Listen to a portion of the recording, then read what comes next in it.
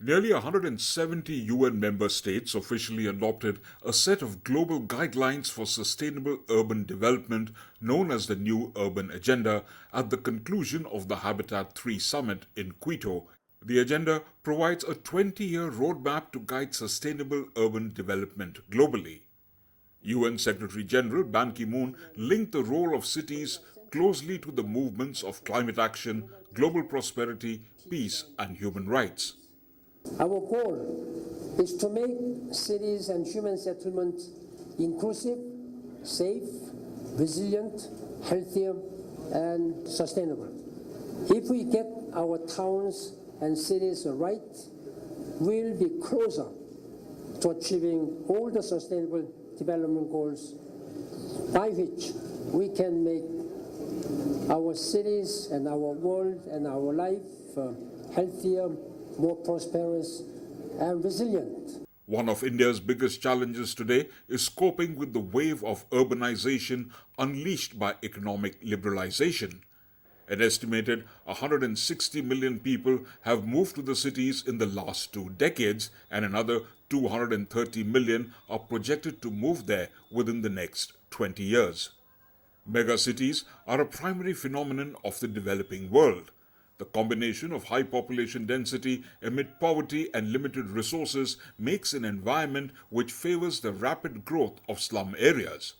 As India is still on the path of development, there is a large number of people living below the poverty line. Slums in India have attained an alarming proportion in the larger cities like Mumbai, Delhi, and Kolkata. No country has or is facing the issue of the scale which India is. By 2017, India is expected to have over 100 million people living in slums and another 10 million migrants moving to the cities each year. Save the Children CEO Thomas Chandy, who was in Quito, outlined what all should the new urban agenda incorporate so that every last child in urban areas gets the right opportunities to survive, thrive, and learn. The needs of the modern cities that is fast coming up. We also would like to make sure that the children, the adolescents, and the newborns, which form a population of more than 50% in these cities, their needs are taken care of. The good thing is that SDGs are well aligned with the new agenda, but we would like to make sure that in this population of more than 50%, the most marginalized young people, their needs are taken care of, their rights are taken care of, so that they achieve the right to survive, the right to be protected, and basically the right to participate. India is a country which is better known for its increasing poverty rate. Only a certain part of the city would be utilized for constructing a smart city, whereas the other part of the city would still be under the shadow of poverty. We should understand that the smart city won't be able to solve the basic issues of an entire state or city.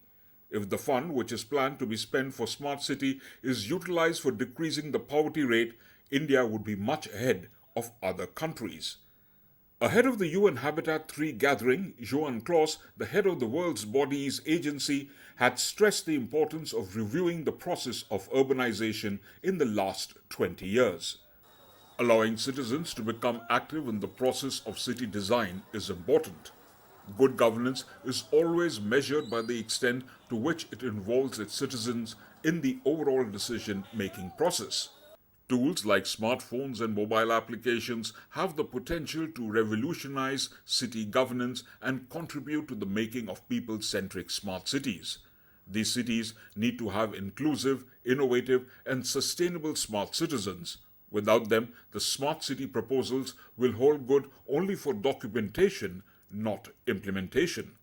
The onus now rests with the decision makers as to how best they can implement the new urban agenda and transform the cities that they live in. Sanjay Sethi, Newsnet Television, Quito.